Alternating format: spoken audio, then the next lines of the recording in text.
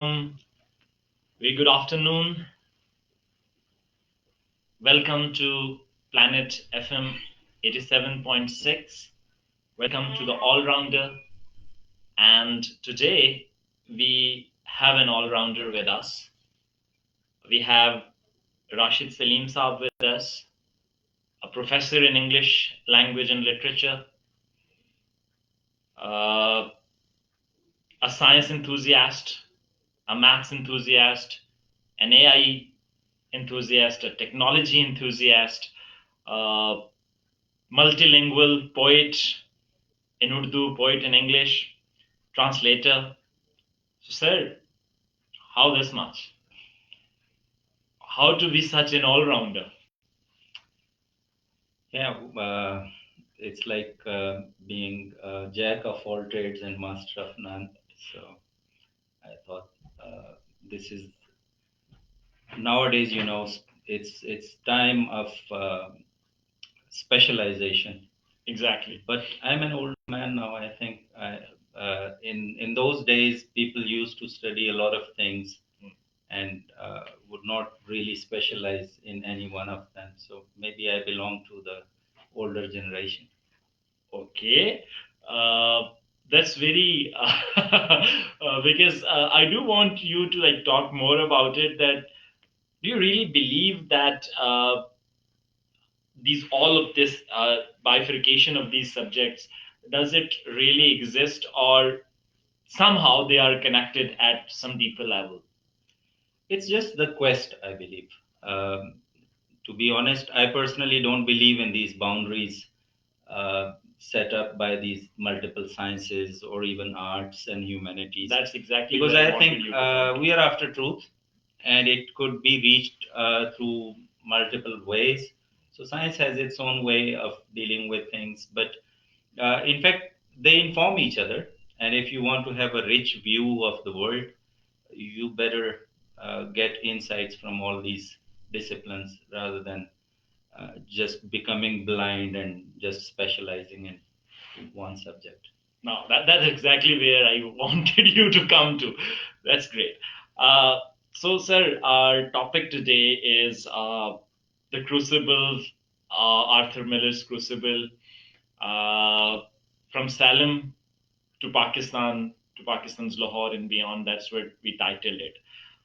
When did you first read the Crucible? I can't recall it. It was long time ago. I think I was in Sahiwal in those days, so I might have definitely I would have read it from the Jinnah Public Library in Sahiwal. It's somewhat like uh, 94 or 95 or the previous century. Okay. So, did it hook you from the beginning? Um, I don't remember, Do to you be think honest. that Yeah. the understanding of the Crucible improved for you with the passage of time? I think when I read it second time, when I was working as a lecturer at NIML, NIML used to be National Institute of Modern Languages at that time. So that was probably the second time I read it, and I I was really engaged. But I can't recall the my first experience of reading it. Okay, that's great. So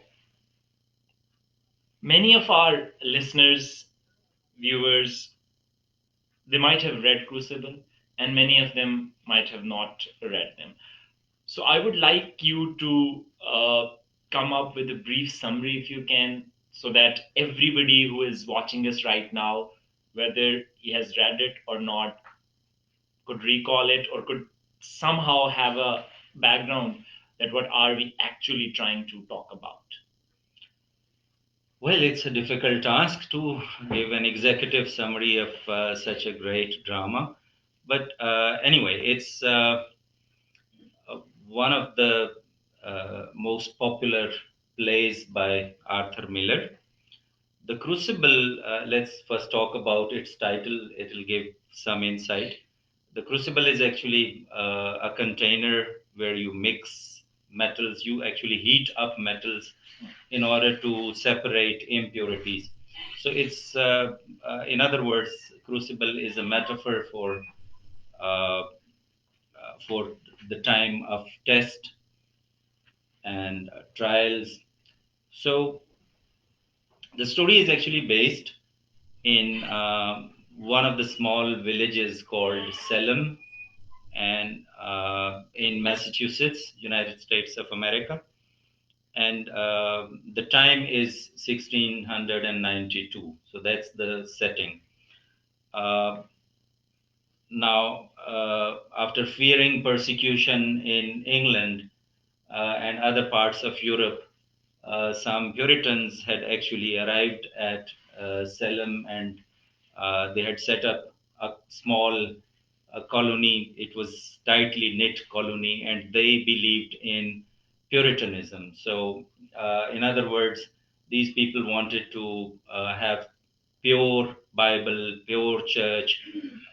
In other words, they wanted to do away with all the remnants of Roman Catholics. Um and they had they thought of it as a pilgrimage.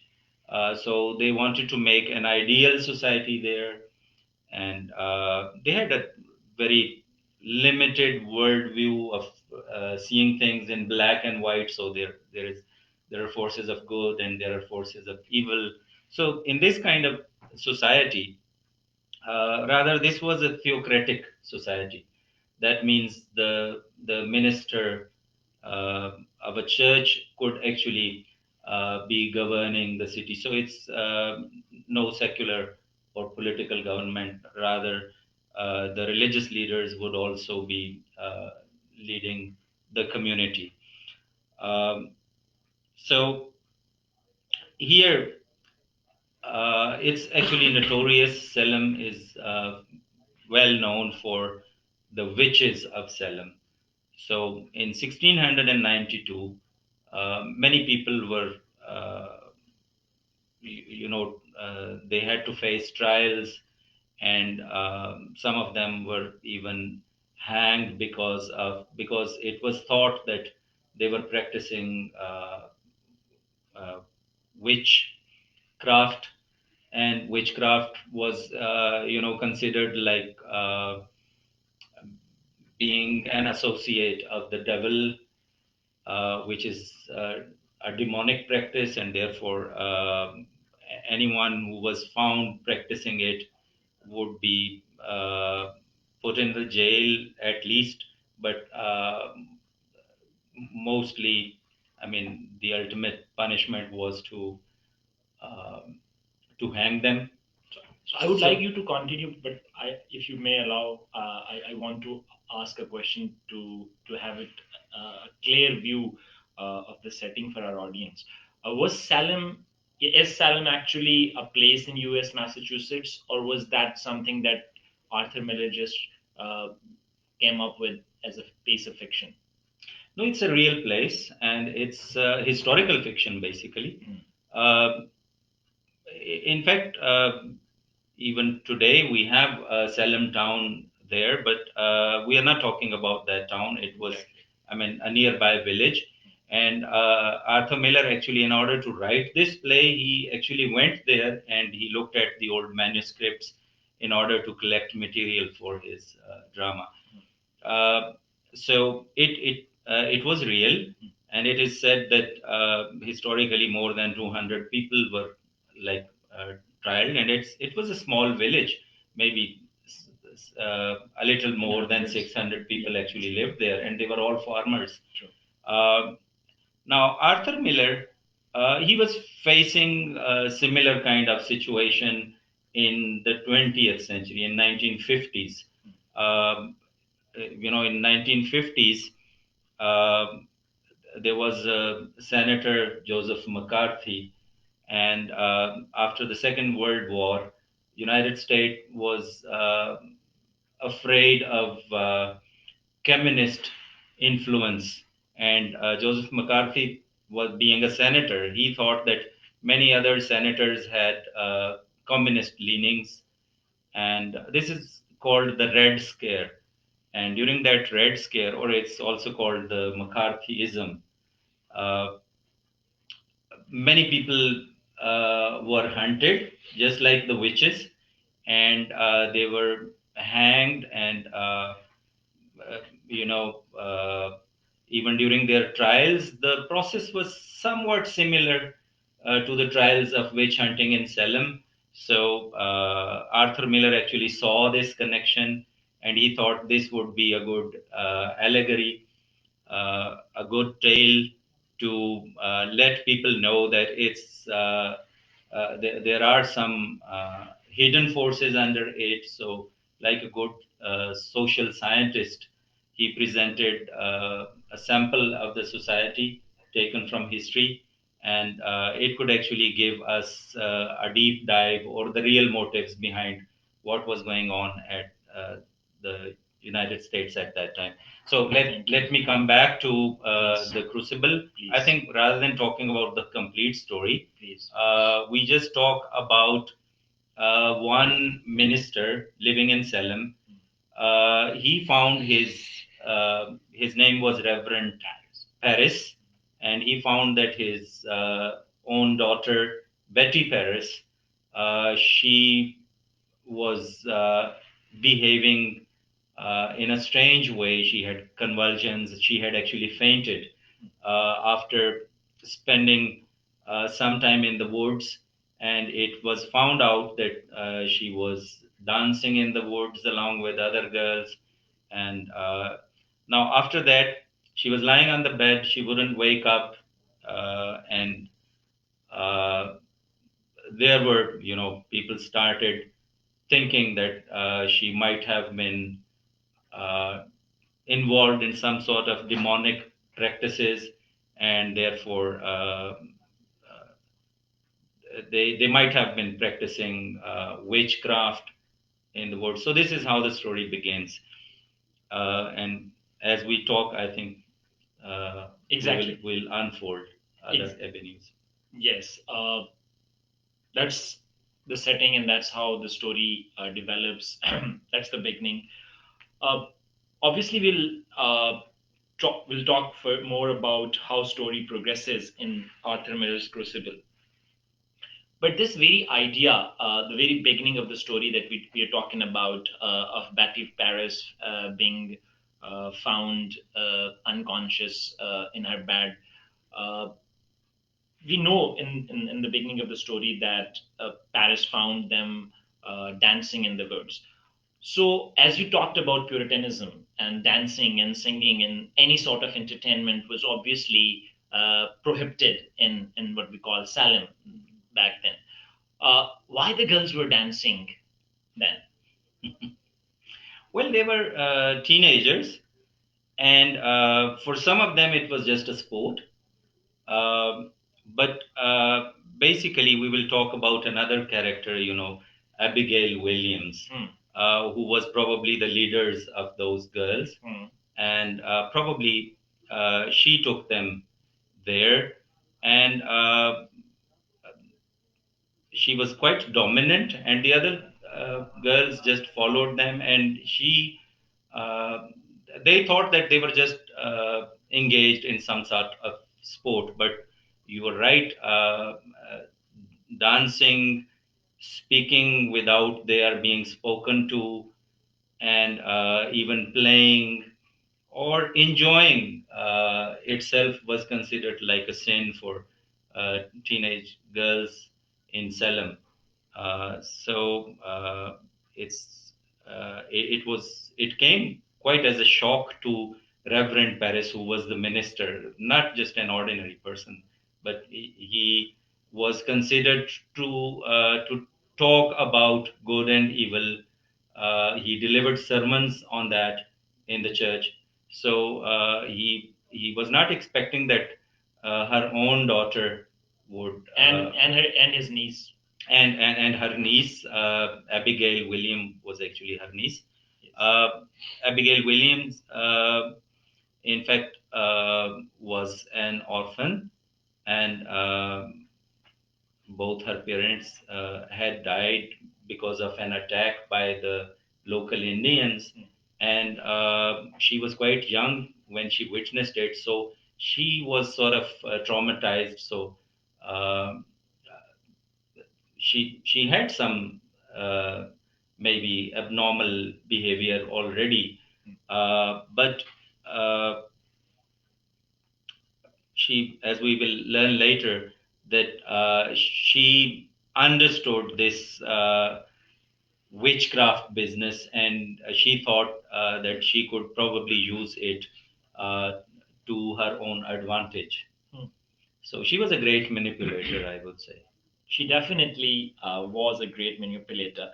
Uh, but when Reverend Paris found his own daughter, his own niece dancing in the woods and singing and enjoying, obviously he got shocked.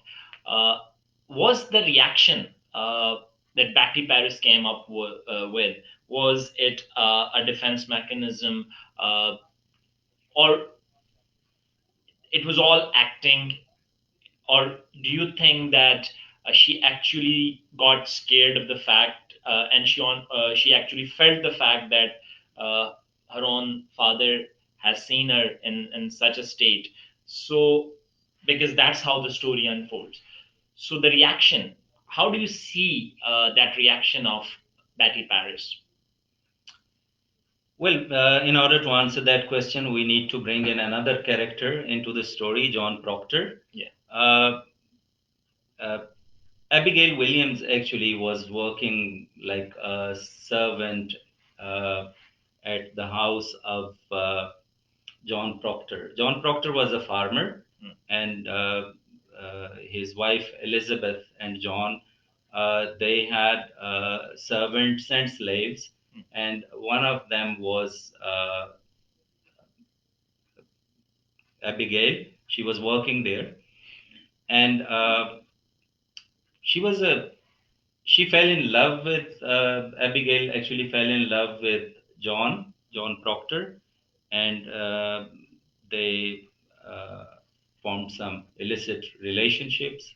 So John actually committed adultery, and you might think of it as he might have exploited his position as being the in charge of her, and she being a young teenage girl, uh, she probably fell into it. But there might also be that in those days, the society had a strict hierarchy of power. So most of the power lied with the magistrates or judges, and then the ministers in the churches, and then you had the landowners, and then you had churchgoers, and then the the not churchgoers, and then finally you had the servants and workers class. Rather, slaves were probably at the lower strata. Uh, Girls and women, they also did not enjoy power in this whole power structure. So Abigail, in order to probably because she was a teenager and she was developing this passion, and she was passionate, excited, and she wanted to explore as teenagers do. But apart from that, probably another motive might have been to switch or raise her status, and by marrying a farmer, although he was much older than her age, but that might also have been a motive. To cut it short, she they both actually loved each other, and now she wanted to get rid of Elizabeth, his wife, and she thought that by maybe through these demonic practices and dances, she might uh, get rid of Elizabeth. So that was probably one of the motives. But I don't think that all the other girls, they didn't know anything about it, although they did know that she didn't like Elizabeth. So, but for the rest of the girls, it was just pure sport. And in the beginning, you are right. Maybe it was the defense mechanism. They didn't want anyone to know about it. But when Reverend Paris come to know about them, he did not just come to know about their dancing. He even came to know that he said that he even saw some dress lying there on the grass. That he even saw someone naked, and he saw that maybe they were cooking up something in the cauldron, and he saw Tituba, who was another native Indian slave. She was probably singing, she was originally from Barbados, so she was singing Barbados songs, and because she was like heathen, this Barbados song is heathen culture. And in those days, Puritans thought either you were good or an evil. So if it didn't come from God, it must have come from demons. So anything which was a gibberish to them, something that they couldn't understand, had to be coming from the demon. Okay. So, thank you for a comprehensive introduction of John Proctor, Abigail Williams, Elizabeth, as well as the other characters. My question was, and I still want you to talk about that in particular, about Betty Paris acting unnaturally. And that was the point that triggered the whole thing. That was the point when another character, John Hale, the one who is seemingly an expert on witches, he was called upon. So even Abigail Williams, who was there, and the other characters who were there, they were surprised with how she was reacting, because they thought she was acting while she was being unconscious and she was playing it, and they wanted her to wake up, because initially it appears that even this very thought of hunting someone, witch hunting, it didn't even come across Abigail at that point of time. So I believe it was a mere sport in a society where you are not allowed to express yourself, and when you're dancing, singing, and having a certain entertainment, uh, through Reverend Paris's a vision, Yeah. that became sort of an attempt to conjure something.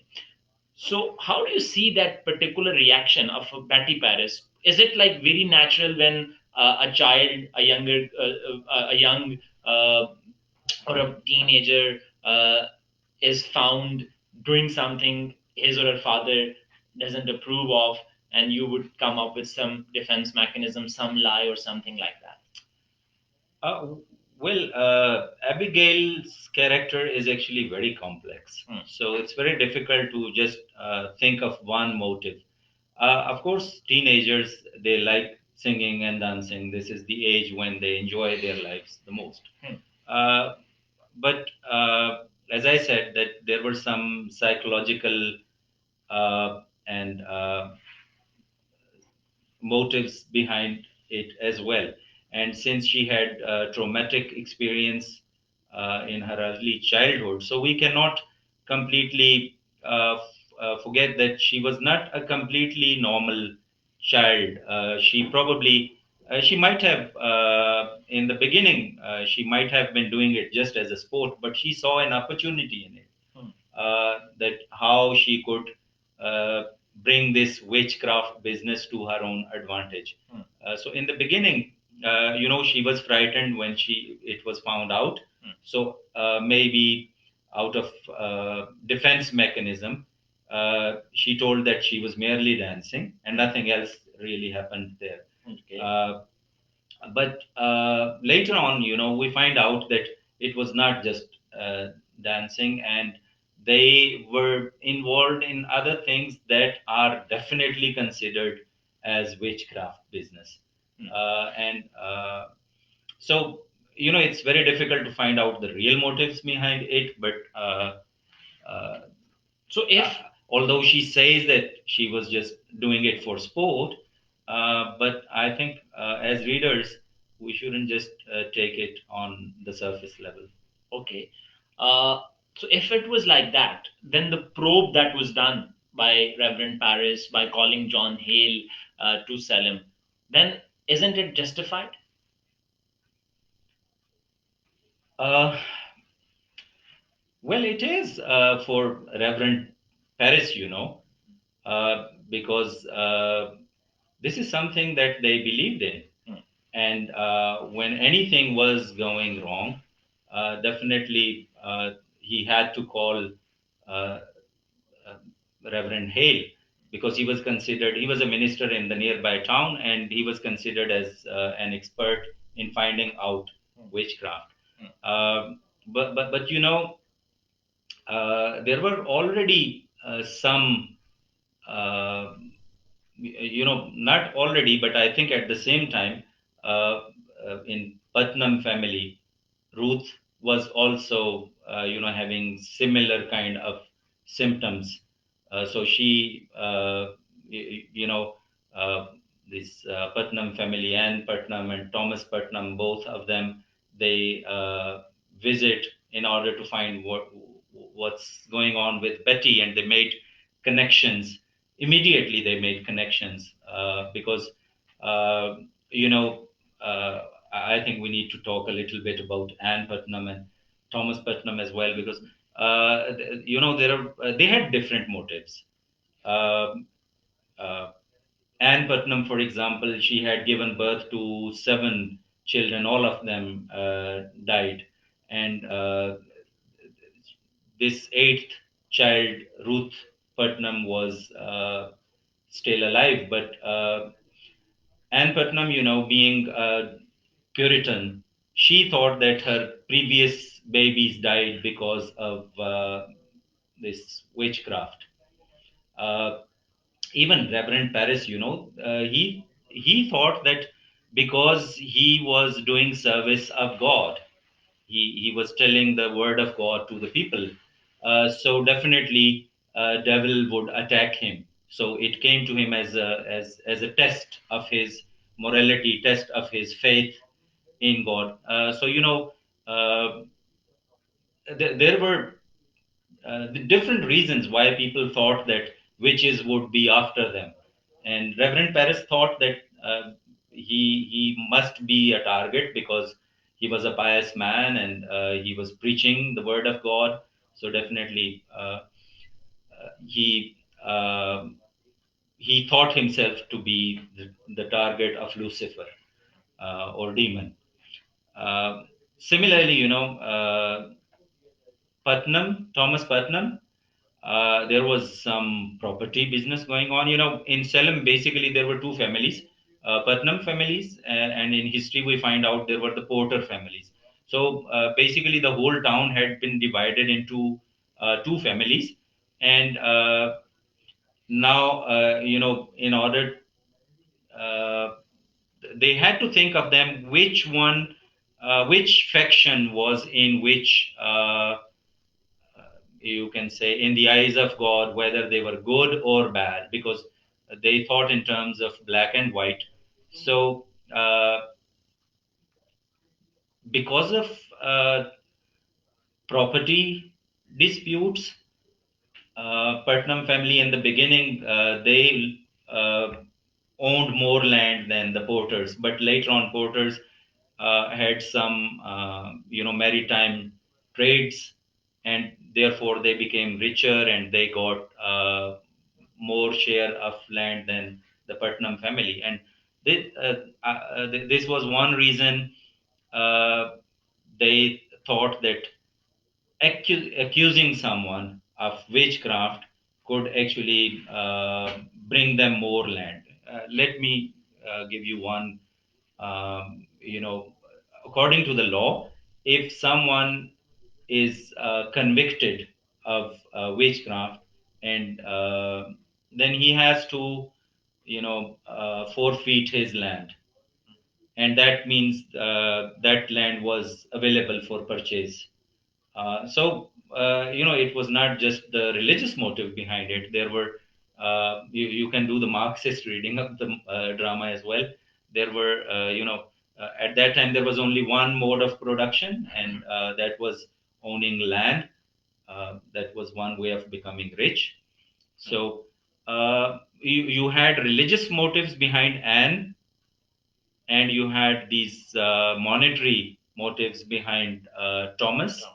And since they believed in witchcraft, so in fact, Arthur Miller uh, makes us realize that these intelligent people, for whatever reasons, they actually tried to use this witchcraft business for their own advantage. yeah, to settle the old scores, to eliminate their enemies, and to some of them, of course, did for because they thought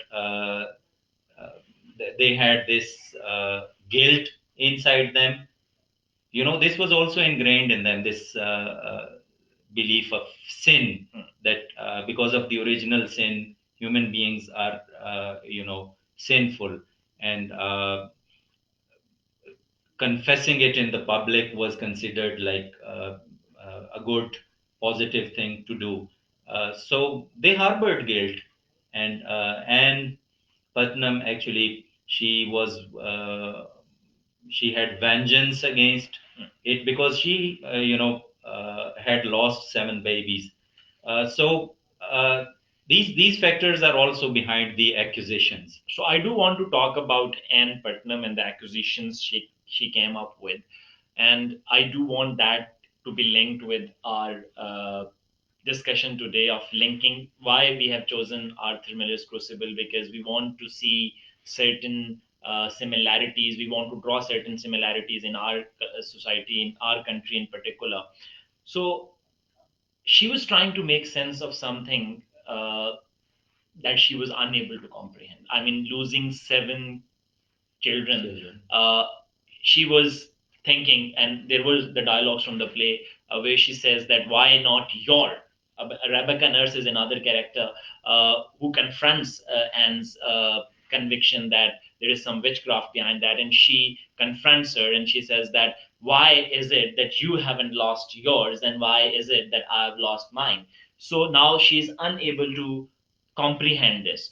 So is it this convenience principle as well here, that if you're not trying able to make sense of something that is a natural process, you deem it unnatural? Exactly, you're right. So these are unnatural causes, and even Betty Paris, the doctor says that he has read all the books and he didn't find any natural cause of her affliction. So if there are no natural causes, definitely they would look for what they believe in. And when Reverend Hale comes, he also brings a pile of books, and there is a heavy weight of those books. The word actually weight also appears as a symbol multiple times in this drama. Yeah. So the authority actually lies in the books, and the books contain knowledge, and that knowledge was actually it came from puritanical knowledge, and that knowledge provided them the, okay, if you can't make sense of anything, this is either you are sinful, therefore you are punished, uh, or you are pious, and therefore Lucifer is after you. So or there is someone who is after you through witchcraft, probably. uh, in fact, this is the real motive. You have enemies, and you want to have your reputation.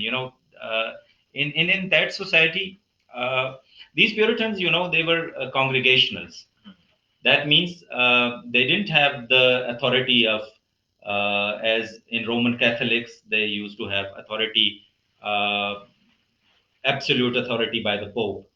And in Presbyterian Church, they have some presbytery, some elders who have the authority. But here, congregation, their opinion is important. So Reverend Paris actually is concerned about his reputation, and not just so he can't order that he is a pious man. This is not this won't make him a legitimate preacher. So he needs the backing of his congregation. Fine. And for that, he must have good reputation. And So, the real motives might be like land grabbing, or maybe becoming more powerful in the society, or maybe avenging your, like, you are jealous of somebody. So there might be revenge. All these psychological, political, and economic motives are real motives, but they always try to hide it under their religious motives. True. Where they thought that, um, you know, some evil person has signed a contract, like Dr. Faustus signed a contract with the devil and gotten some demonic powers in return, and now he is, or she is, exercising it. Uh, so, uh, most of the people in the beginning who were accused of witchcraft were actually, they belonged to the lower strata, uh, the common people. True. Mostly the foreigners, for example, not the Puritans. The heathens definitely were evil. And then the slaves and women. Interestingly, they thought that men and women, they were equal in the eyes of God, but they were not equal in the eyes of Lucifer, in the eyes of the devil, because devil knew that women were more vulnerable, Prone. and yeah, they were prone to sin. So this is, I mean, now it looks funny and bizarre to us, but at that time it made perfect sense to them.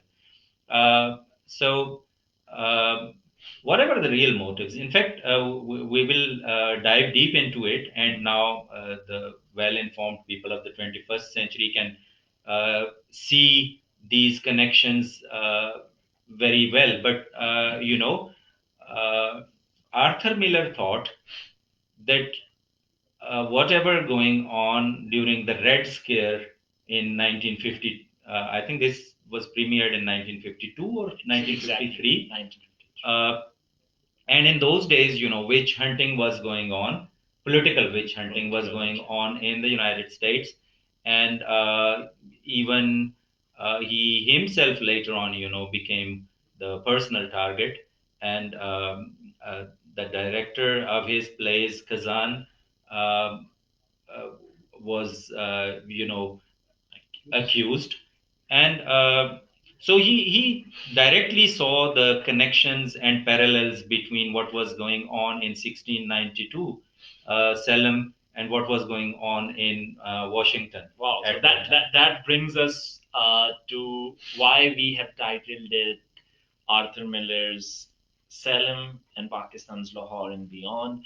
So it was relevant in 1950s. He could witness it in US, and I would say we can witness it today, or probably we have been witnessing it for the last 60 years in Pakistan as well. So causes may differ, but witch hunting continues. What do you think? Yeah, interestingly, this play became popular. It became a sudden hit in many countries.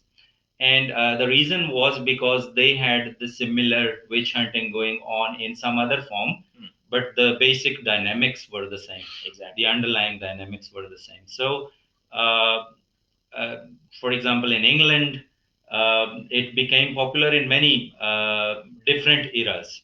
And if we are talking about it now, so it means that nowadays, there is either a threat of witch hunting, or it is already going on, or we have just passed it, whatever. I mean, Arthur Miller thought that if his play becomes a hit anywhere, one of these three things is happening actually. So it's happening in He Pakistan. said it in one of the interviews. Yeah. I can't recall the exact wording, but this is what he said. So it's happening in Pakistan right now. Probably this is one reason why we are talking about it. Uh, so in Puritanism, one of the factors for witchcraft and witch hunting was religious extremism. Okay, and I don't think anyone would have a um an alternative opinion. I think we will all agree that religious uh, extremism has been going on in this country for quite some time now. True. Uh, so we will trace more links between Arthur Miller's Crucible and certain practices that are going on in our part of the world as well. But I would like first to like give a complete picture. In the second half after the break, we'll definitely dive deep into it. Uh, the very practice of uh, you know shutting down certain entertainments that was prevalent in Salem and Puritanism, obviously. So I would like you to connect that with certain practices that are done here in this part of the world. Mhm. Uh, Entertainment as being seen as a demonic practice or something that. uh, Last week I was on a concert Mhm. in Rawalpindi, and our very popular singer Abrar Saab was there. He the audience was extremely charged, but he started his talk with the aspect that he is guilty for the fact that he's singing, and then he again went on and sang and made people dance and all, and then he ended it with the same sermon that okay, it's fine to sing, but it's not something good. So what does that mean? That even the people who are involved in entertainment, they think of it as something that is sinful. And when you somehow shut these entertainments down as it was done in Salem, then the it's a natural thing, and the girls were dancing, so people would dance here in this part of the world, people would sing, people would commit certain things that are linked to entertainment. What will happen if you do the same? I mean, what was done in Salem. Exactly. You know, that's why the title is The Crucible. Hmm. So Salem is the crucible. So remember, it's extreme heat Hmm. and maybe pressure. Hmm. So this extreme heat and pressure is caused with this sense of guilt, sense of sin. Hmm. Now, it's surprising. I mean, in Christianity, you know, the this idea of original sin actually does not exist in our religion, but somehow we also harbor this sense of guilt Hmm. in us, and we also think of these black and white terms. So either with you are with God or you are With the Lucifer. with Lucifer. But you know, nature doesn't care about these things. Nature, you can be an evil person but still have some good characteristics. Uh, like you know, Manto Saadat Hasan Manto actually explored some of the goodness even among the evil characters in his plays and in his short stories. True.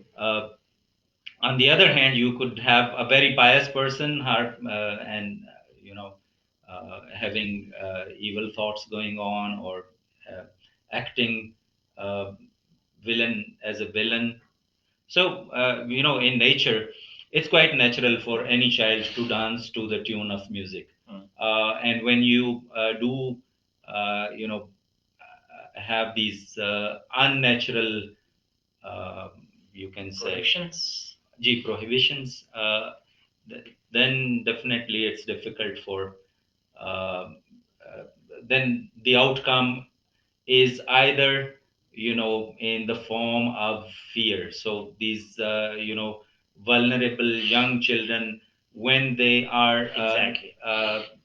so a fear generates in them, and this fear gradually you know develops into hysteria. And if there are traumatizing experiences, as you know, children in Pakistan also undergo these traumatizing experiences every other day. So it collectively creates the kind of mass hysteria, and it's I would say that it generates that heat and the pressure and sin and concept of guilt. So all together it makes it the crucible or Salem quite prevalent. And Yeah. and then people can use it to their advantage. We will talk about that. Yeah, wonderfully put. And as you talk about the gray area, and as you talked about not seeing things in binaries, John Proctor, for our audiences, for our listeners and viewers, he was a guy who committed adultery. Now, he was involved with a 17-year-old servant of his, and then he somehow backs off. He wants to be loyal again towards his wife. Uh, Not very religious, obviously, but he wants to stay away. Now, if we trace back the person, if we trace, we can't do that, but if we just trace back, some people do, some critics think that it was actually, if you read, probably go with a feminist interpretation of the play, they would deem John Proctor as the villain of it, and they would say that it was not Abigail William who was culprit. It was actually John Proctor, because Abigail in the text herself mentions this. There are a few lines in the text where she says that John Proctor, you were the one who brought light to me. You were the one who told me how what pretense Salem was, and now you're backing off. But then we see another John Proctor. We talk about it at the end, who becomes as a glorious figure who would die for his principles. How do you see this? This nature of humans being so different at different moments. Yeah, Arthur Miller was really an intelligent person. So these two characters in particular, John Proctor and Abigail Williams, they are very complex characters, and it's not easy to just give them one feminist reading, or just the psychoanalysis, or uh, we look at it with the consciousness of the 21st century. Uh, uh, Nowadays, definitely he was an exploiter, because he was also in charge. He was the employer of the girl, and the girl was underaged, and definitely he exploited his. But these could be considered as flaws and weaknesses, as all human beings have weaknesses in in them. At one point, even Elizabeth, his wife, she thinks that maybe she has been providing quite a cold house, so the kind of warmth that he required, It was a probably she cold didn't. house Yeah, I cold kept. house I kept. Yeah. Yeah, and that was one reason. She also felt guilt that probably she was the reason behind his action. Now, I mean, you can't, from feminist perspective, this is, I mean, uh, bizarre, and this is not acceptable at all. Why should she feel guilty for his actions? Uh, but we should not forget that in those days, being servants was like being slaves, and underage girls, they were often, uh, whipped, slapped, and abused in many different ways. It was quite common. So I mean, we can't really apply this 21st century consciousness, uh, and uh, and just give one, you can say, interpretation to it. Yeah, true. Absolutely true. And I'm absolutely enjoying this discussion, and I'm sure you all are also enjoying it. We'll be back after a break, and then you'll see the connection that we are going to draw between Arthur Miller's Crucible and what's happening in our own country in this 21st century. Stay tuned. See you.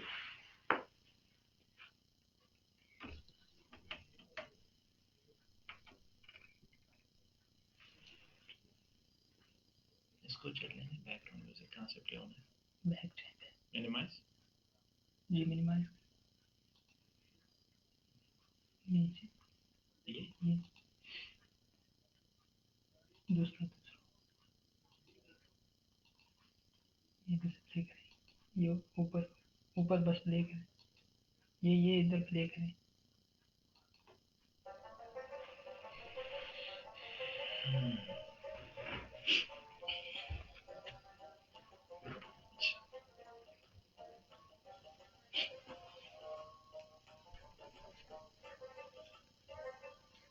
वो अब screen कहाँ से आ रही है इसकी minimise कहाँ करूँ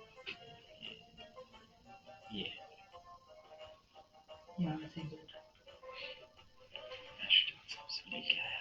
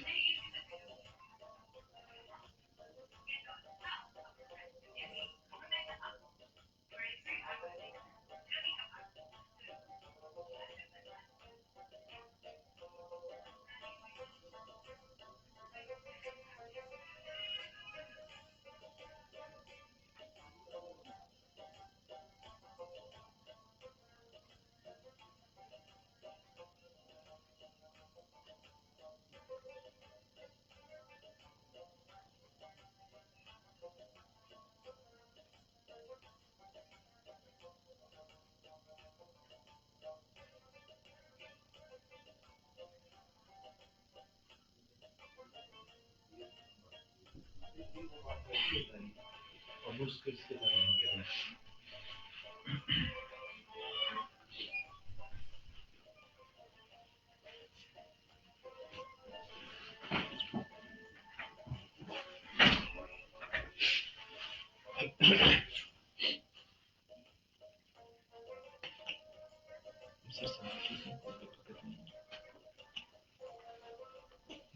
हिंदी तो कोई सवाल बेतुके नहीं होते, जवाब होते हैं।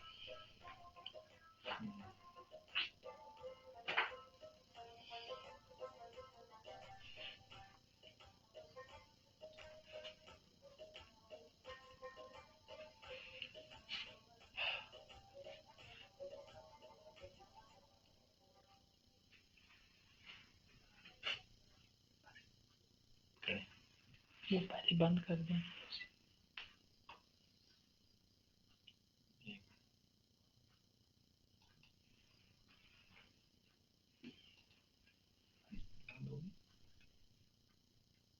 जी जी बंद हो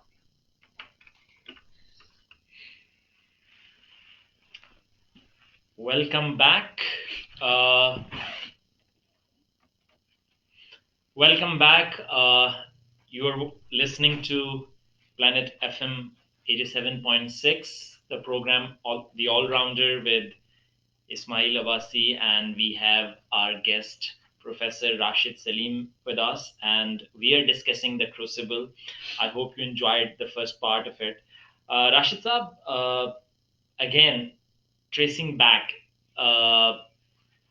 through certain reasons, through certain motives, we end up seeing that almost everybody somehow played a part in bringing the tragedy of Salem. John Proctor, as we already talked about, he had a role to play because he was somebody who instilled that revenge or vengeance that Abigail somehow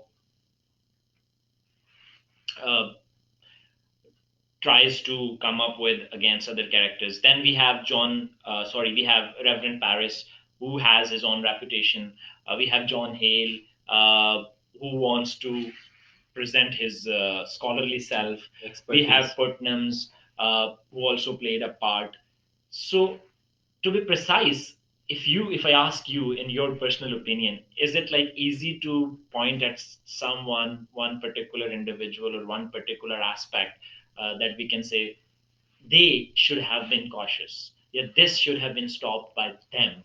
Who do you think could have played that role? I think the main culprits were the magistrates. Their legal system was flawed because they accepted what was called the spectral evidence. You know, so accusation was enough, and you didn't have to collect evidence. And you just, I can accuse you, and I just say that I saw, maybe I saw you in a flying bird. Now this is a specter, and you can't prove it. So legally, it shouldn't be considered as an evidence at all. Um, but the spectral evidence was the only evidence that they accepted at that time. And second thing is that they had the like you know I've forgotten the name of that magistrate.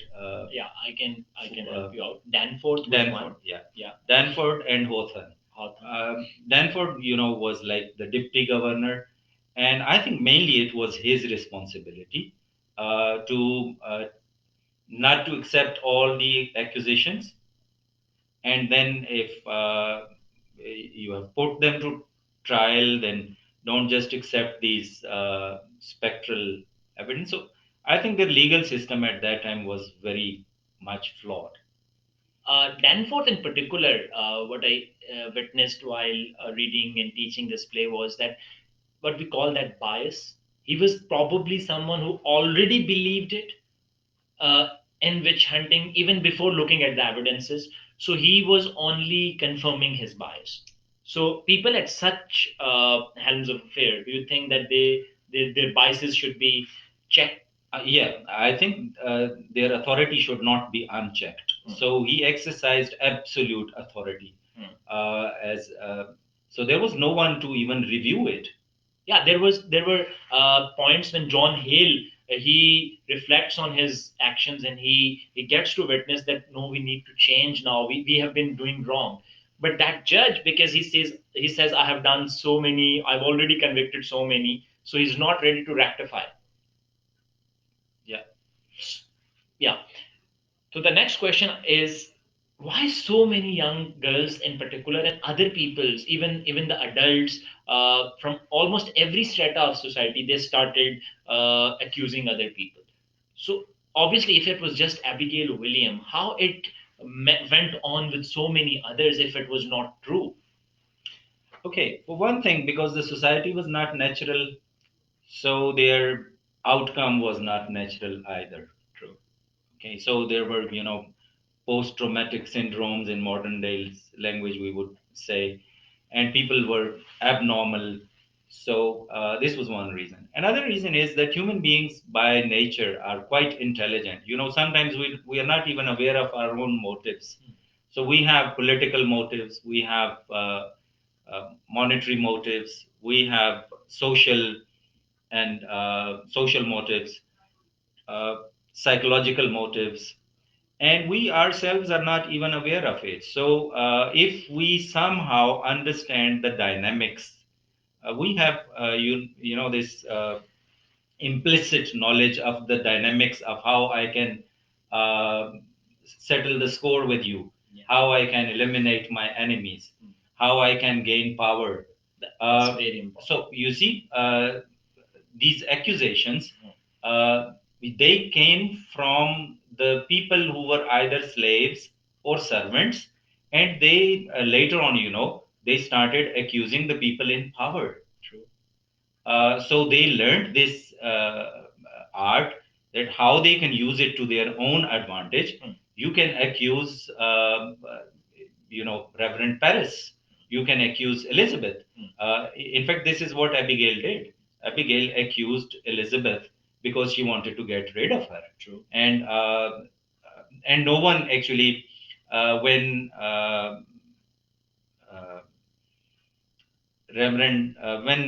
John Proctor actually he confessed committing adultery. He thought this would make Abigail, uh, you know, it would be difficult for the judge now to give her credit. Exactly. But it turned out to be the other way around, and even he lost his own credibility rather than.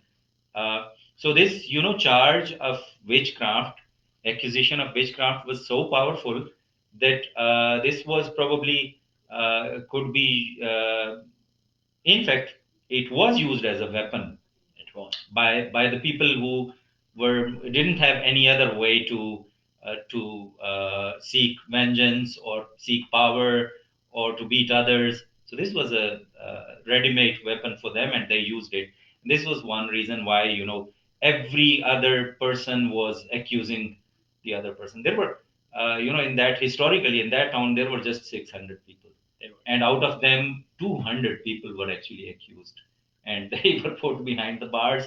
They were hanged, and one of them was even, he was almost stoned to death. True. So many critics term it as hysteria. Hysteria being responsible for what all that happened in Salem, especially so many people getting accused. So I would like you to introduce, to talk about hysteria in general, what hysteria actually is, and how it worked in Salem. Uh, okay, I don't know how hysteria is defined in psychology, but I do know how mass hysteria works in literature. And literature, I don't believe literature is just mere entertainment. It's actually a sample taken from real life as a social scientist. So this mass hysteria is actually uh, when once again, you have an unnatural society, you have prohibitions, and enjoyment is sin, and not just sin, you can be whipped for it. You can lose your job because of it, and you could lose you have to forfeit your property. So with these serious punishments, this fear can grow into hysteria. And when in fact the whole system worked in such a way that you have to either lie or die. So you have two options. So you can confess that you were the witch hunters, and then you name other names. This is the only way you can be saved. So what would happen in order to save yourself? You would definitely accuse other people, and you would confess. And making public confession was actually considered a way of being blessed by God, and a way of coming out of demonic influence. So in this kind of environment, everybody, in order to save himself or herself, would definitely accuse others and name names. So this was like a chain reaction, okay. And it one event actually grew to more accusations, and John Proctor actually, in order he wanted to stop it, so he actually sacrificed his own life. First his own credibility, and then Yeah, first he lost his credibility, and then he first he confessed it, and he even wrote that.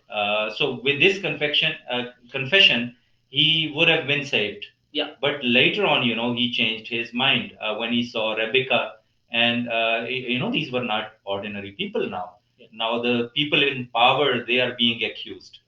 So he suddenly changed his mind, and he thought that it was better for him to die rather than to hide the truth. Yeah, we'll talk about that as well. But hysteria, so mass hysteria in particular, as we talked about, so it stemmed out of fear in Salem, did it? Yeah, and out of their belief of this being sinful, this actually came from this Calvinistic idea of predestined. So either you would go to the heaven or to the hell. So in order to find out whether which party you belong to, you have to look for the pure church and purity in your life, and abstain from anything that brings enjoyment or entertainment. So, music, dancing, even for these minor girls, they were not even allowed to speak. Yeah. They were only allowed to speak when they were spoken to. And spanking was quite common. Shouting was quite common. Even whipping was quite common. And these girls, they were afraid. In fact, most of the other girls, they were afraid that they would be whipped. So they uh, started developing this fear, and they developed this hysteria rather, where their bodily convulsions and their fainting, and the way they are crying, historical hysterical, yeah, cryings and laughing, and uh, this all abnormal behavior. So I don't know whether I think in psychology they have a rigid definition of it, but I'm just talking about this mass hysteria. So this fear, it was very common, and with every accusation, it grew. Yeah. And They felt more powerful. yeah, and as I said earlier, the way it worked was actually more generative. So one accusation would generate more accusations, because this is the only way one could save one's life. And you see, Abigail, for example, she accused, and towards the end of the play, she simply left that place. Yeah. Right? So she didn't take any responsibility for any of the accusations. She didn't even feel guilt for all the people who had been, who had received the punishment. But there were some other people. In fact, all the people who were convicted and who were hanged, actually, they decided not to tell a lie. But all the other people who got away with it, actually, they were forced to tell a lie in order to save their life. And uh, this led to more accusations, and gradually this developed into what we call now a mass hysteria. True. So I mean, 200 people, as we refer to, 200 people out of 600 people got hanged in Salem. So it tells us the power mass hysteria has, and it also tells us about the catastrophe that it can bring. Rashid sir, in Pakistan, we have witnessed certain episodes of such mass hysteria. Yeah, before you ask the question, 200 people were not hanged. I mean, according to the historical records, maybe there were like 20 people who were hanged, but 200 people were convicted, and they were sent behind the bars. Fine, fine.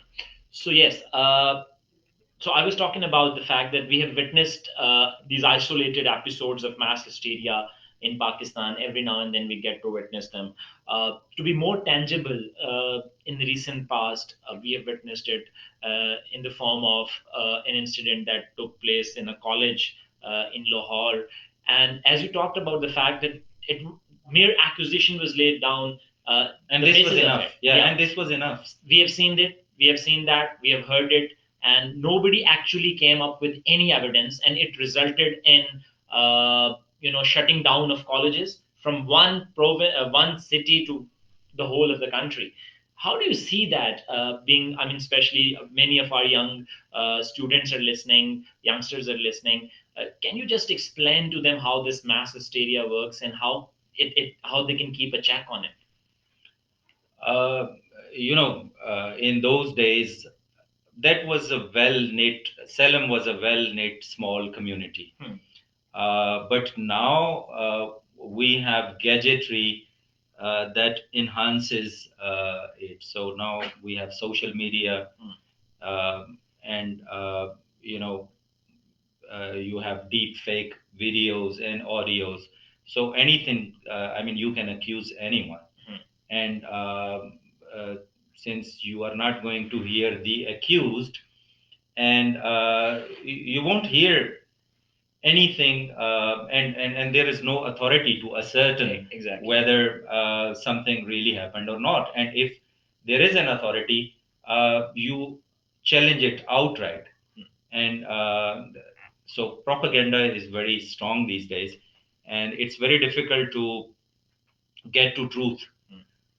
So it has further intensified actually, because now these tools have empowered us. So uh, a teenager, he doesn't have to accuse anyone. He has got the social media, and anyone can actually start.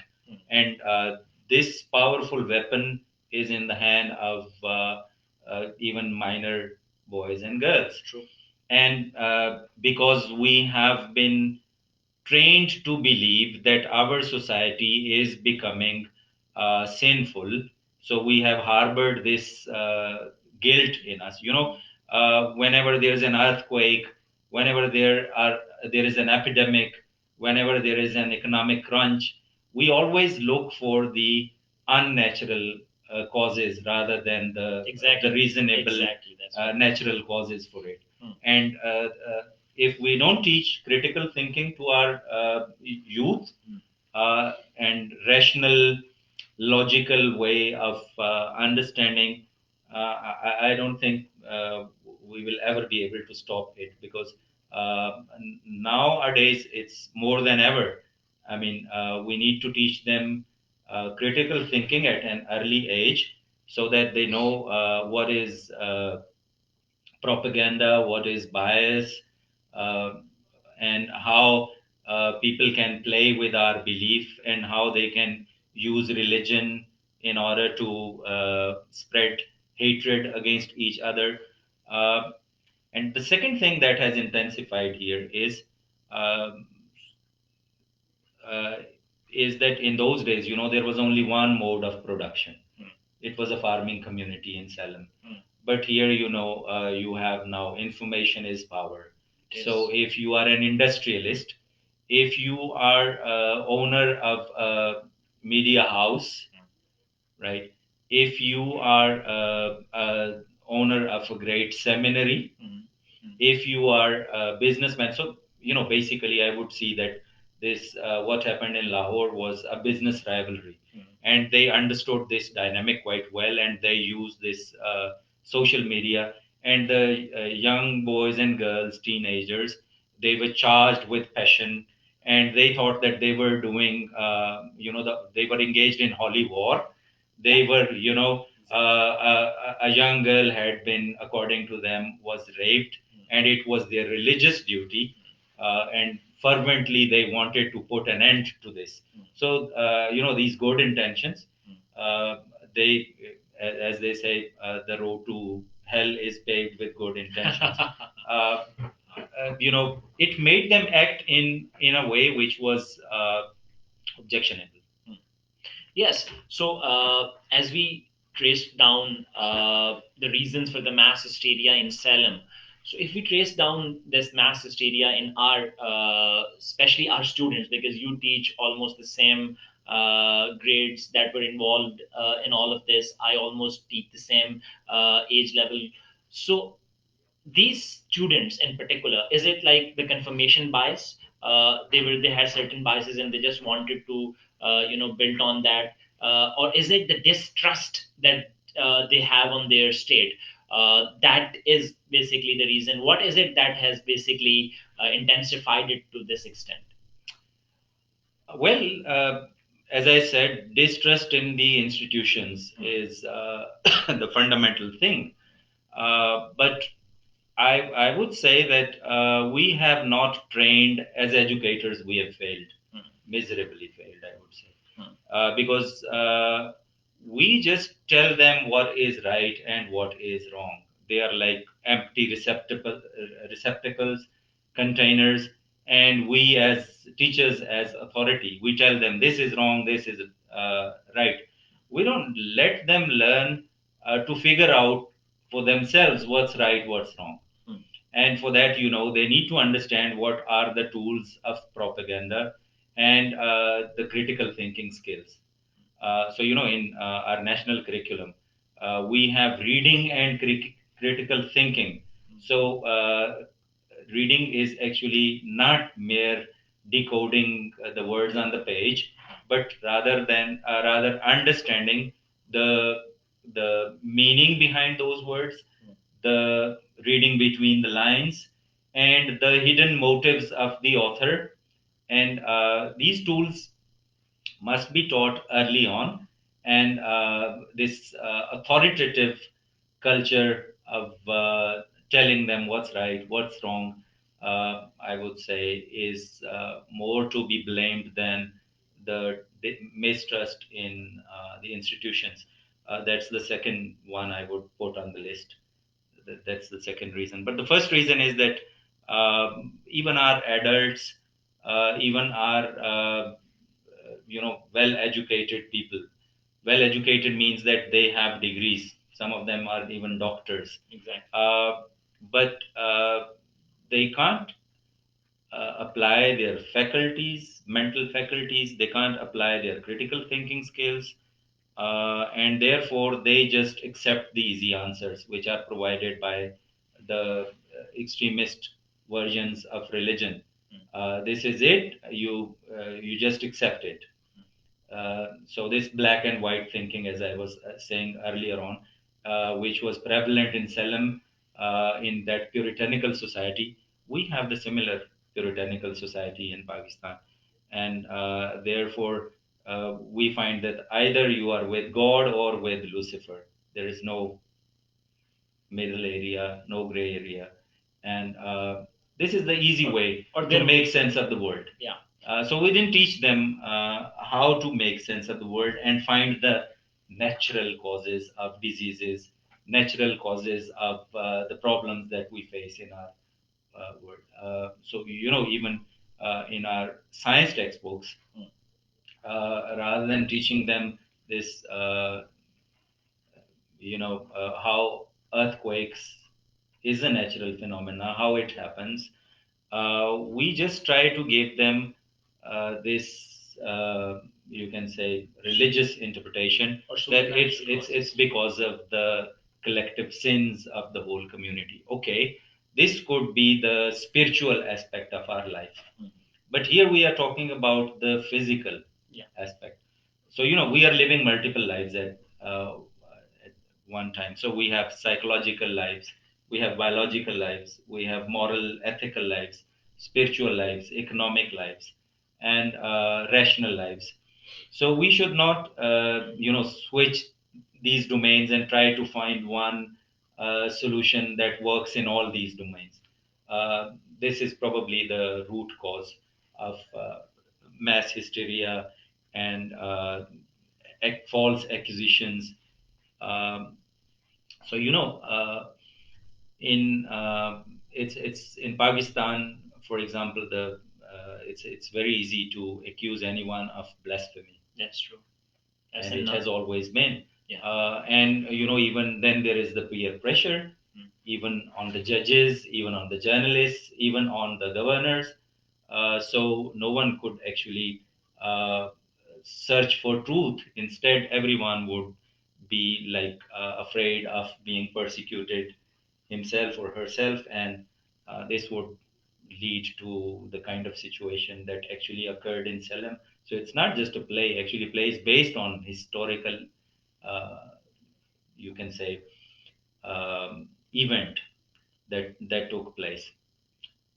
Yeah, true, true. So, do you think that including a play as the Crucible, uh, it is already included in many of our courses, but somehow teaching student this play and stuff like through literature. Basically, as you talked about, that literature is not just entertainment. It somehow foresees the future sometimes, and as Miller said, that if it is after almost 70 or 80 years of what when it was first performed, if it is still relevant, this means he foresee the future, and probably the future and the past and the present are linked in a way that things have not changed that much. So do you think that this play should be included in intermediate probably level, or it should be, because for now it is only for the ones who opt literature? Yeah, the basic theme of this play is fear. Fear. jealousy, Mm. greed, Mm. and how to use this witchcraft business as a weapon, Mm. and mass hysteria. So this has always been, I mean, with human society. Salem is just one very good example to illustrate Mm. these dynamics.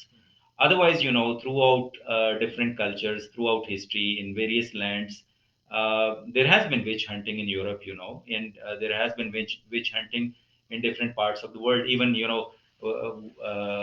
Arthur Miller in his own time was actually facing this McCarthyism, witch hunting. So there, this Red Scare, they thought that even the senators, I mean, respectable elected people, they were accused of having connections or even sympathies with the communists, and they thought that they were traitors. So there were charges of treason against them, and so if it happened in the 20th century Washington and other cities, and it keeps on happening every now and then in different parts of the world. So but the thing is that nowadays, it's difficult to to to control these forces, because with the advancement of social media, uh, individuals, they have been empowered, but they don't really understand the dynamics behind it. So the government, instead of training and educating these young people, the government is actually trying to have more. Yeah, government is fearful, afraid, and the government is even trying to put more prohibitions. I mean, Yes. like this, VPNs or social media, and you know, uh, and this would further, I think, aggravate the situation. It's not the solution. Exactly. Exactly. That's what I wanted to draw this parallel that in Salem, there was such prohibitions, and you in Pakistan, you're still witnessing that we have been like there are so on social media, on internet, they just want to shut so many things down. But is shutting down is the solution, as Rashid Saab has mentioned, that it isn't. It aggravates the situation. So in Salem, we saw people like John Proctor, who came forth, Rebecca Nurse, who came forth. And I love a line from the play when he says, when he meets his wife, Elizabeth, who somehow tries to convince him to confess. And he says, okay, I'm okay to confess because I don't want to die of such a pretense, because it's okay to confess that I have done it, because if this somehow appeases them, it's okay to done that. But then when he was made to sign that document, the confession document, and then he was also told that you this confession that document is going to be placed on the door of the church, then he somehow retreats from his decision. And seeing Rebecca Nurse, others, as you said in previously, that they do not confess, and that not confession basically puts an end to what we see as the Salem witch hunting, or those witch hunting trials. So, how do you see this as the role of as we as teachers, or do we need some John Proctors, Rebecca Nurses among us to somehow stop this? Somehow you need to take the responsibility, and rather than shying away from what we are faced with. Yeah, ironically, not confessing actually meant that it was an evidence of your being a witch. Yeah. Okay. And if you are confessing, you are doing the right thing. So this, deceit and lie was somehow considered to be a good thing, Mm. right? And Elizabeth, John Proctor's wife, Right. she he makes a statement about her. He says that she never tells a lie. Yeah. And the first ever lie that she spoke was in order to save the honor of her husband. And although she knew that her husband had committed adultery, but she said, no, nothing of that sort happened. Uh, just to save the honor. Yeah. And well, in fact, Elizabeth, she was not immediately hanged because she was pregnant at that time, and according to the law, I mean, she was spared for at least few moments. And then when later on her husband, John Proctor himself, was accused, uh, so John Proctor in the beginning, he thought of confessing, and in fact, as you told, he wrote the contract, and then when he was about to sign it, now his name would appear. Exactly. Now the problem is, he says that, can't God see my name here? I have written it. Why do I need to post it on the church door? Now in Puritanism, making public confession was an important thing to do. Again, because they were congregationals. So making a public confession of your private sin was a really important thing to do. Public confessions, yes. Yeah. You Yeah, can relate to a lot of public confessions and in Pakistan. unfortunately, even in Pakistan, we force the people to make public confessions. Exactly. And sometimes it becomes really very funny. Everything is Suddenly, you're spared. yeah, we You're say spared. that software is updated. I mean, these kind of things happen in Pakistan. So this in a way it's funny, but it's also ironic because this is not going to solve the problem. So what is going to solve the problem if we think about our own personal integrity, and we need to seek truth rather than mere reputation. True. And for truth, sometimes you have to give away your life, you have to sacrifice your life, which John Proctor also did. He was finally hanged. Uh, but he, when you look at it from this way, earlier on you were saying that he was an exploiter himself. But when you look at it from this way, he becomes a tragic hero, the classical tragic hero of Arthur Miller's play. True. True. And this is exactly what we need here in Pakistan. Yes, exactly. And I mean, listeners, when you read this and those who have read it, you'll see that John Proctor is willing to sign that document and that confession if it is just for his own sake. But he doesn't falsify against his friends. Not only friends, even they ask him to falsify against any ordinary man, and he is not willing to do that. So that tells you that if you are trying to save your skin, many a times we somehow have to save our skin. You can do that, but if saving your skin means death to someone, that is something that really needs to stop. And whenever we are accusing someone, this is something that really needs to be obviously, I mean, if it is to if you're coming up with a press conference, if you're coming up with an accusation on your own self, that's fine if you're confessing. But how is it like if we are uh, falsifying the truth?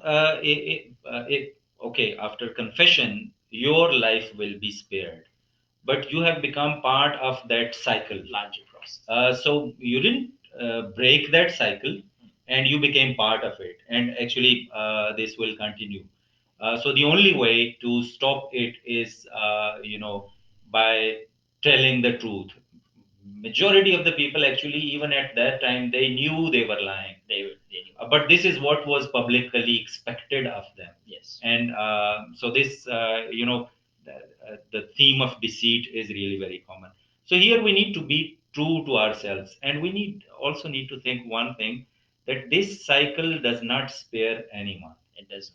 In fact, if you if you spark a flame, your own house is going to be burnt. Very interesting. Yeah, and this we have seen it happening in Pakistan, and exactly it happens. And even in Salem, I remember reading reading the play, where Abigail Williams, once she gets to know that John Proctor is now done with, and he is to be hanged, she sees another prospect, and that prospect is John Hale.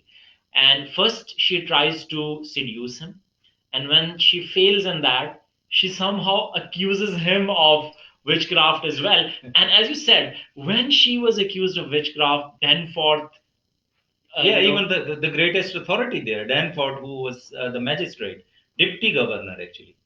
yeah, no, I mean, Danforth was very clear. No, no, no, no, you can't accuse the minister Yeah. of the church. So this is again telling us that if you do not put an end to it, and if you keep on encouraging such pretense, then it can eventually lead up to where it probably have led. So when it came to them recently, At that time, then you say that ministers, they are chosen by God. that's the point. And they are appointed, just like the kings, they thought that they were appointed by God, these ministers. So authority actually loses this legitimacy, and then this has been happening in Pakistan, If to make it more tangible, one of our very respectable Mufti Sahib, he came up with some interpretation of a Quranic verse, and again the people accused him of blasphemy, as we already talked about blasphemy. Now his life was under severe threat. A guy who himself was the minister of church, or somebody who is the representative of religion in Pakistan, like John Hale, Reverend Hale, this Mufti Sahib, he was under severe threat. And then he had to come up with an apology, and they found a way for him. Even other people or other religious scholars, they say, okay, I mean, it might have not been intentional. So for your own, in order to save your own skin, you have to then somehow cover it up.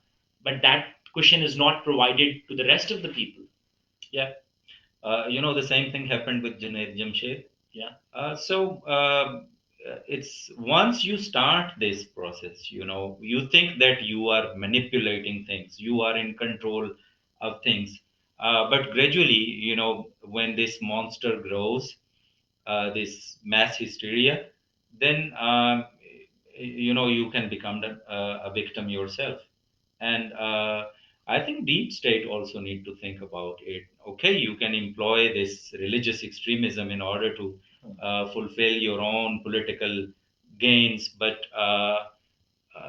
if it is left unchecked, then ultimately you lose your own authority. True. And you can become a victim. As it is said, things done can't be undone. I mean, you do something, and if you try to undo that, that's not actually happening. Rashid, one more thing. I was just when you were talking, there was this question that occurred in my mind. Uh, I probably wanted you to talk about that as well. Uh, Mass hysteria, we have already been talking about it, and especially in Pakistan and its impact in Pakistan.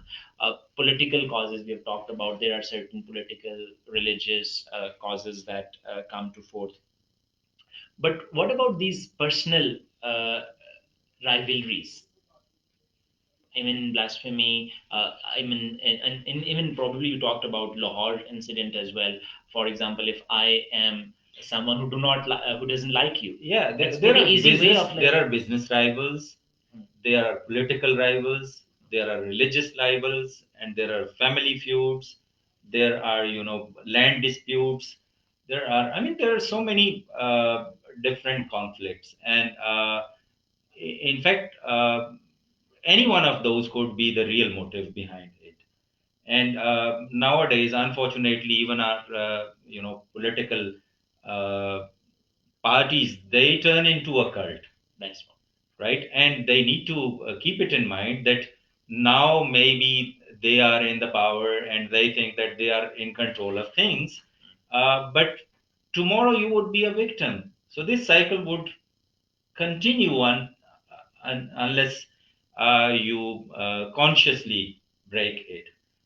So it's not being with one party or the other. In fact, our youth, they need to understand that no one party is good and no one party is evil. Not Okay? seeing in it binaries again. Yeah, not seeing in binary. All parties, they have some good, you can say, motives, objectives, and they have their bad hidden agendas as well. It's with all of them. But they And they need to be able to uh, find out for themselves. No one is going to come and tell them this is good, this is bad. They need to learn those tools in order to, uh, dismantle that apparent, you can say, argument, as we say, deconstruct the myths. So these myths actually are, like Puritanism is one myth, and you are following that blindly.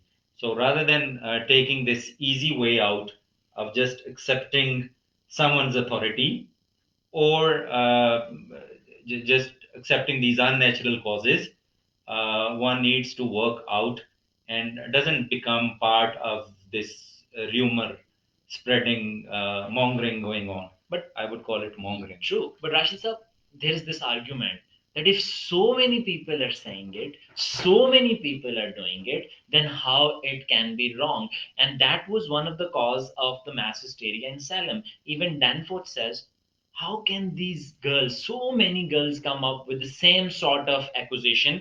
I still remember clearly when they were having a hearing and those girls act out and they say, even Hale says they're acting, and Hawthorne says, no, no, no, no, they have gotten cold. I can see, I can feel, I can touch. So, I mean, this is an argument. They say how it can be untrue when thousands of students are on the roads, when thousands are claiming that this particular event has happened. How? I mean, to make them understand this very idea that this is actually mass hysteria. Yeah, that's the crux of it. I think the Yeah. central point of it. Yeah. It's not easy. Even as adults, even if you know the truth, if 99% are saying one thing, then there is definitely the peer pressure, and you are gonna believe that maybe I am wrong and they are right, and there is nothing wrong with it actually. I mean, anyone could be wrong. So this way of thinking that if majority is accepting something, uh, then you need to doubt yourself, and this is actually, uh, I mean, part of the critical thinking also. I mean, you could also be wrong. So there is, this much is right. I mean, this much is acceptable. So peer pressure does have influence, but we shouldn't blindly follow the herd. This, we should come out of this herd mentality. So first we need to work out for ourselves what our heart says. Okay, whether something is right or wrong, or it really happened or not. And then we apply the critical thinking skills. You know, majority could be wrong. In fact, most of the times majority is wrong. Majority is So no this rule. this I mean, in democracy, we just to make think that if well, it is workable, and we should go for it. But uh, especially when it comes to mass hysteria, in fact, we shouldn't just accept majority as an authority, and it's not an easy thing to do. You are probably talking about the youth, Yeah. but it's even for adults. That's It's true. educated, rational thinkers.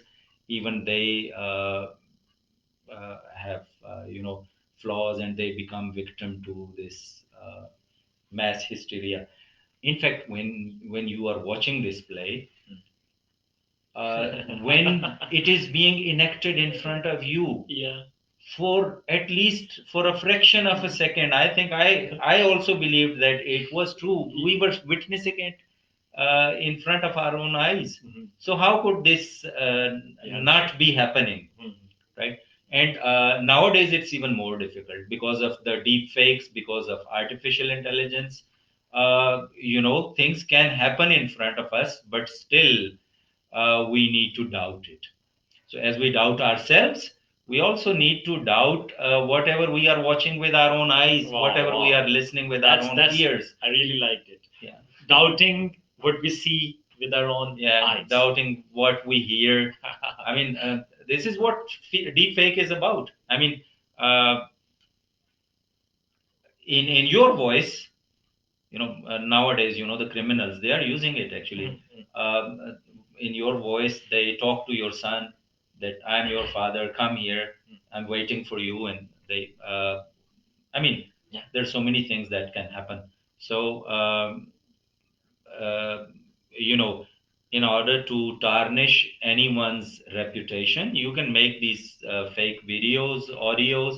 And in Pakistan, they have been quite common, these tapes. And unfortunately, even powerful structures have been using it as a tool, as a weapon.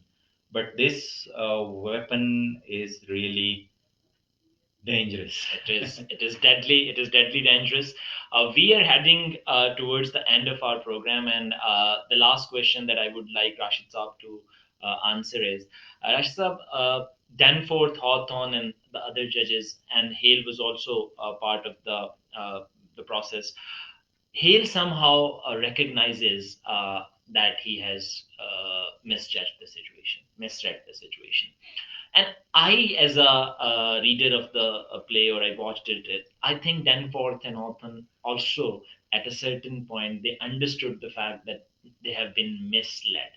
But this very idea, and I would like you to link again to our state and our systems as well, that you don't want to revoke, because Hawthorne and Danforth both says that if this is true, what you are saying, Mr. John Proctor, then the death warrants that we have signed, what of them?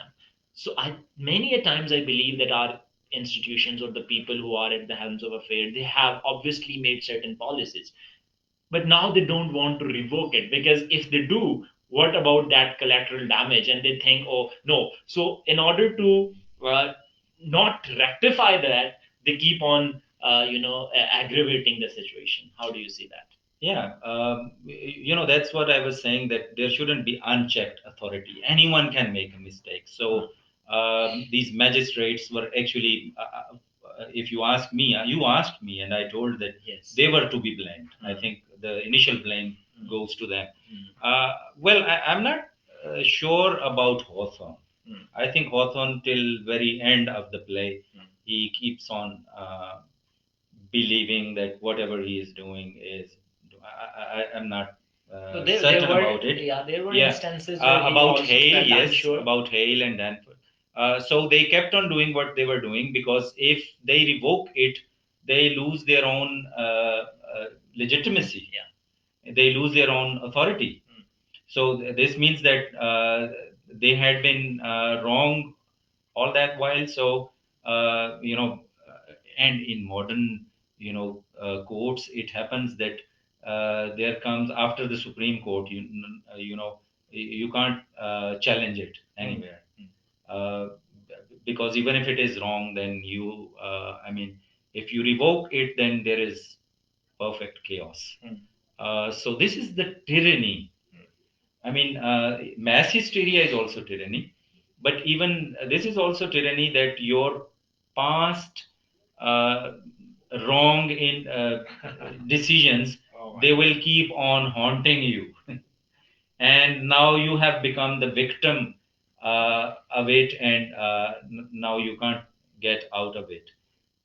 So this is a difficult situation. It's not easy.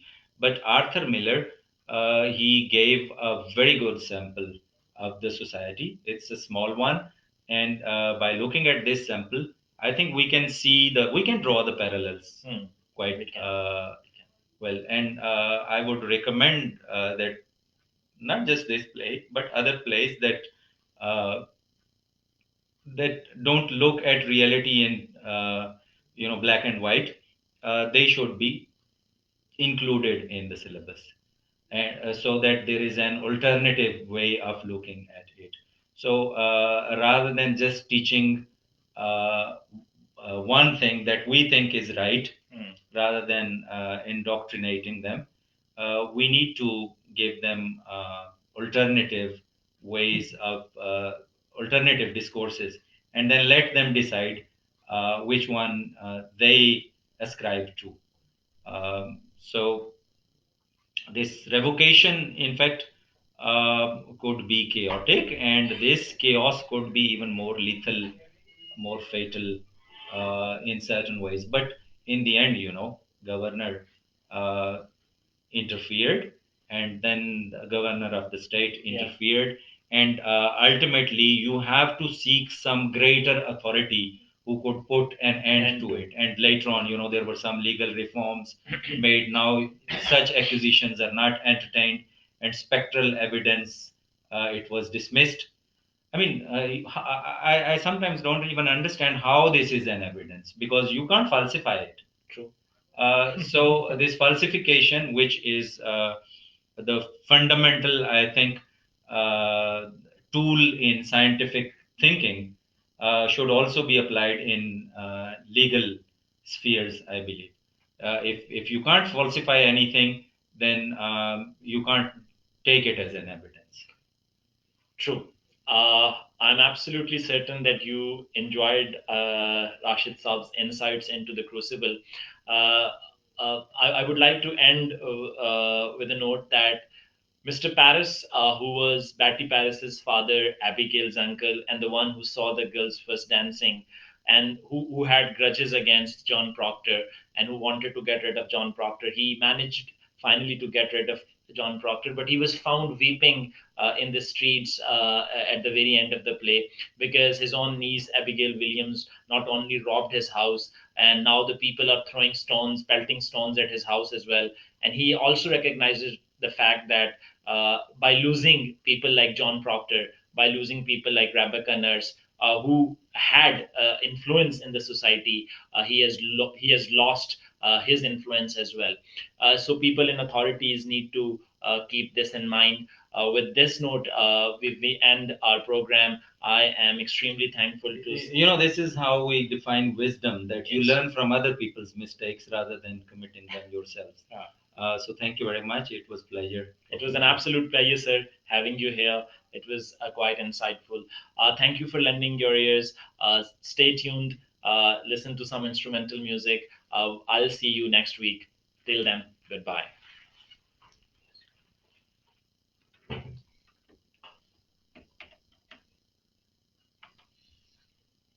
Music लगा दे इसको बंद नहीं हम ये delete ना हो जाए इसको अपलोड कर एंड करूं एंड कर